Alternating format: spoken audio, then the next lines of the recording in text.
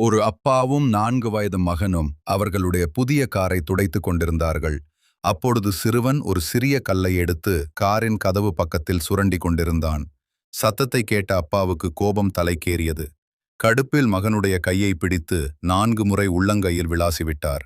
அப்பொழுதுதான் கவனித்தார், அவர் அடித்தது ஸ்பேனரை கொண்டு என்பதை. வலியில் துடித்த மகனை மருத்துவமனைக்கு தூக்கி கொண்டு ஓடினார். பல எலும்புகள் முறிந்து விட்டதால் இனி விரல்களை குணமாக்க முடியாது என்று மருத்துவர்கள் கைவிரித்தனர். மகன் வலி நிறைந்த கண்களுடன் அப்பாவை பார்த்து, அப்பா, என்னோட விரலுங்க திரும்ப வளர்ந்துடும் இல்லப்பா என்று கேட்டவுடன் கண்ணீருடன் மௌனமாக வெளியே வந்தார். வெளியில் நின்றிருந்த காரை பல தடவைகள் எட்டி எட்டி உதைத்தார். கண்ணீருடன் தலையில் கையை வைத்துக்கொண்டு காரின் முன்பு உட்கார்ந்து விட்டார். அப்பொழுதுதான் அந்த கீறல்களை கவனித்தார். என்ன எழுதியிருக்கிறது என்று. அந்த வாசகம், ஐ லவ் யூ அப்பா.